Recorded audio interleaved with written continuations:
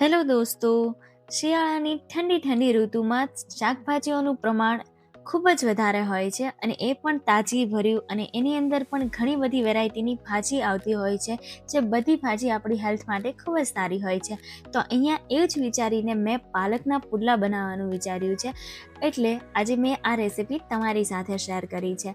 તો અહીંયા તમે જુઓ, મેં ઘણી બધી પાલક લઈ લીધી છે અને પાલકને એકદમ ઝીણી ઝીણી કટ કરી નાખવાની છે. બધી જ ટાઈપના પુડલા બનતા હોય છે, પણ આજે જે હું બનાવીશ ને એના પુડલાનું નામ તો તમે ગ્રીન પુડલા એટલે કે લીલા પુડલા પણ કહી શકશો, કારણ કે ઘણી બધી વેરાયટીમાં મેં જે વસ્તુ નાખી છે બધી જ વસ્તુ લીલી શાકભાજી છે, અને એ બધી વસ્તુઓ એટલી બધી આપણા સેહત માટે ઉપયોગી છે કે એને ગણાવી પણ ન શકીએ. એટલે બને એટલી તાજી શાકભાજીઓનું સેવન કરવું જોઈએ. તો અહીંયા કટ થઈ ગઈ છે આપણી પાલક. ત્યાર પછી અહીંયા મેં લઈ લીધું છે લીલું લસણ. એને પણ પાન સાથે જ એકદમ ઝીણું ઝીણું કટ કરી અને એડ કરશો. આનું પણ પ્રમાણે વધારે થોડું નાખવાનું છે, અને આ જેમ મોઢામાં આવે છે ને ત્યારે આનો ટેસ્ટ ખૂબ જ સરસ આવતો હોય છે. જ્યારે શિયાળામાં લીલું લસણ મળે છે ને, તો ત્યારે આપણે જે ઓલું સૂકું લસણ કળીવાળું હોય છે એ ઓછા પ્રમાણમાં યુઝ કરવું જોઈએ, કારણ કે જે વસ્તુ શિયાળામાં મળતી હોય છે એ વસ્તુ વધારે પ્રમાણમાં આપણે ખાઈ લેવી જોઈએ, કારણ કે પછી 12 માસ એક સરખી મળતી હોતી નથી. ત્યાર પછી અહીંયા મેં લીલું ડુંગળી લઈ લીધી છે. તો લીલી ડુંગળી છે એને પણ ઝીણી ઝીણી કટ કરી નાખશું, અને એને પણ પાંદડાની સાથે જ આની અંદર એડ કરવાની છે. વચલો થોડોક જે સખત ભાગ હોય છે એને અલગ કરી નાખવાનો છે. ત્યારબાદ આપણે પાંદડા સહિત એને ઝીણી ઝીણી કટ કરીને નાખશું. અને અહીંયા ઘણી બધી કોથમીર લઈ લીધી છે. કોથમીર પણ એટલી બધી તાજી મળે છે અત્યારે, જોતાં જ આપણી આંખોનું તેજ વધી જાય છે. એટલે ઘણી બધી કોથમીર લઈ અને એને ઝીણી ઝીણી કટ કરી નાખવાની છે. ત્યારબાદ અહીંયા પાલક અને કોથમીર છે એને સરસ રીતે ધોઈ નાખવાની છે, કારણ કે એમાં ખૂબ જ વધારે પડતું માટીનું પ્રમાણ હોય છે. અને સ્પ્રિંગ ઓનિયન જે છે, લીલી ડુંગળી અને લસણ, એ તો મેં પહેલાં જ ધોઈ નાખેલા હતા. અત્યારે શાકભાજી ખરેખર સારું આવે છે, પણ બધી જ વસ્તુઓ ધોઈ સાફ કરી અને યુઝ કરશું ને તો એ વધારે સારું રહેશે આપણી સેહત માટે. ત્યારબાદ અહીંયા મેં લીલા મરચાં લઈ લીધા છે, અને તાજી એવી કોથમીર લઈ લીધી છે, અને થોડું ટેસ્ટ પ્રમાણે મીઠું નાખી દેવાનું છે. અને આ બંને વસ્તુને અધકચરી કરી નાખવાની છે, એટલે કે ખાસ એની ચટણી નથી બનાવવાની, પણ થોડીક એને ક્રશ કરવાના છે. ત્યારબાદ એ થઈ જાય એટલે તરત જ આપણે જે પાલક છે એને એક બાઉલમાં નાખી દઈશું. સરસ રીતે મેં ધોઈ નાખી છે. ત્યારબાદ કોથમીર છે એને પણ એડ કરીશું, લીલી ડુંગળી છે, લીલું લસણ છે, એ બધી વસ્તુ એક પછી એક આપણે એડ કરતા જશું, કારણ કે બધી વસ્તુને હવે મિક્સ જ કરવાની છે. આપણે જે કાપવાની હતી એ બધી વસ્તુ આપણે સ્ટાર્ટિંગમાં જ કટ કરી નાખી છે. અને ત્યારબાદ જે અત્યારે મરચાં અને કોથમીરની પેસ્ટ આપણે રેડી કરી છે એ પણ બધી જ નાખી દેવાની છે, કારણ કે અહીંયા મેં તીખા 3 થી 4 મરચાં લીધા હતા, એટલે પુડલા થોડાક તીખા હશે. બધો જ ટેસ્ટ આવવો જોઈએ તો જ આપણને ભાવે, પણ તમે તમારા ટેસ્ટ અકોર્ડિંગ વધારે ઓછું કરી શકો છો. અને અહીંયા સૂકી મેથી જે આવે છે એ કસૂરી મેથી મેં લીધી છે. તાજી મેથી નથી લેવાની, કારણ કે આપણે પાલકના પુડલા બનાવીએ છીએ, મેથીના નહીં. પછી અહીંયા આદું છે એને મેં ઝીણું ઝીણું આવી રીતના ગ્રેટ કરી નાખ્યું છે. ખમણીને લેશું તો ખાલી એનો ટેસ્ટ જ આવશે, એટલે ખૂબ જ સરસ લાગશે.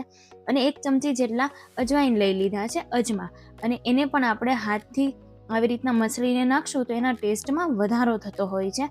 અને પછી અહીંયા સૂકા જે મસાલા છે એડ કરીશું. તો 1 ચમચી જેટલું ધાણા જીરું, અડધી ચમચી જેટલી હળદર, અડધી ચમચી જેટલી હિંગ, અને ટેસ્ટ પ્રમાણે મીઠું નાખી દઈશું. અને એને બાઇન્ડિંગ કરવા માટે, પુડલાને સરસ ફેલાવવા માટે અહીંથી 3 થી 4 ચમચી જેટલો મેં ચણાનો લોટ લઈ લીધો છે. અને પુડલા વધારે ક્રિસ્પી બને એ માટે મોટી 2 ચમચી જેટલો ચોખાનો લોટ લીધો છે. આ બધી જ વસ્તુઓને સૂકી રીતે જ આપણે મિક્સ કરીશું. આમાં પાણી નથી નાખવાનું. પાણી નાખશું પણ બધી વસ્તુ એકબીજામાં મિક્સ થઈ ગયા પછી જ નાખશું. પછી આપણને તરત ખબર પડી જશે કે આમાં કેટલું પાણી જોશે. પહેલાં પાણી નાખી દઈશું ને તો આ બેટર એકદમ પતલું બની જશે, એટલે આ વસ્તુનું ખાસ ધ્યાન રાખશું. અને આપણે મિક્સ કરીએ છીએ ત્યાં સુધી તમે મારી ચેનલને લાઇક, શેર અને સબસ્ક્રાઈબ કરવાનું બિલકુલ પણ નહીં ભૂલતા. અને અત્યારે એક નવું ફીચર આવ્યું છે, જે મારા લાસ્ટ 1 વીકમાં જે વિડીયો મેં મૂક્યા છે, બધી જ વિડીયોની અંદર હાઇપ કરવાનું તો બિલકુલ પણ નહીં ભૂલતા. અને આવી જ રીતના મારી ચેનલને સપોર્ટ કરતા રહેજો. અને અહીંયા આપણે હવે ધીરે ધીરે પાણી નાખશું અને મિક્સ કરી અને સરસ એવું જાડું એવું બેટર બનાવવાનું છે. એકદમ પતલું એવું બેટર રેડી કરવાનું નથી. અને સરસ રીતે મિક્સ કરશું ને તો બેટરની કન્સિસ્ટન્સી ખૂબ જ સરસ આવશે. તમે જોઈ શકો છો આ રીતના ફેલાય એવી જ રીતના આપણે તૈયાર કરવાનું છે. હવે અહીંયા તવા ઉપર પહેલાં પાણીનો છંટકાવ કરી એકવાર સાફ કરી અને તેલ અને પાણી મિક્સ કરી અને પછી એને આવી રીતના સાફ કરી લેશું અને એનું ટેમ્પરેચર એકદમ સરસ રીતે આપણે ધોયેદાર નીકળે પછી જ આ પુડલા છે એને ફેલાવાના છે, ત્યાં સુધી નહીં. જો એક સરખું જ એની સપાટી ગરમ હશે વ્યવસ્થિત રીતે તો તરત પુડલા આપણા છે એ ઊંચા જ આવી જશે ઓટોમેટિક. અને આ ફેલાવાની સ્ટાઇલ છે એ પણ નવીન નથી. ધીરે ધીરે આવી રીતના તમે કરશો એટલે જેવી રીતના આપણે ઢોસા બનાવતા હોઈએ છીએ એવી રીતના એ તરત જ ફેલાઈ જશે. અને એકદમ પતલું એવું પણ નહીં અને જાડું એવું પણ નહીં, એવી રીતના મીડિયમમાં એને ફેલાવવાનું છે. અને આની અંદર આપણે બેકિંગ સોડા કંઈ પણ નથી નાખ્યું, તેમ છતાં તમે જોજો ખૂબ જ સરસ એવા પુડલા તૈયાર થઈ જશે. અને એની ચારે બાજુ કિનારી ઉપર થોડુંક તેલ રેડી દેશું એટલે ફટાફટ ઊંચા આવશે અને ક્રિસ્પી પણ એટલા જ બનશે. અને ગેસની ફ્લેમને મીડિયમ રાખવાની છે, હાઈ પણ નહીં અને એકદમ લો પણ નહીં, અને તરત જ ફ્લિપ થઈ જશે. અને આને આછા ગુલાબી કલરના થાય ત્યાં સુધી આપણે બંને તરફ એને શેકાવા દઈશું અને ફટાફટ આપણા પુડલા છે એ ઊંચા આવી જશે. અને બીજી બાજુ પર થોડું એવું તેલ લગાવીશું એટલે સ્પીડમાં ઊંચા તો આવી જ જશે, અંદર અને બહાર બંને રીતે એને શેકાઈ પણ જશે.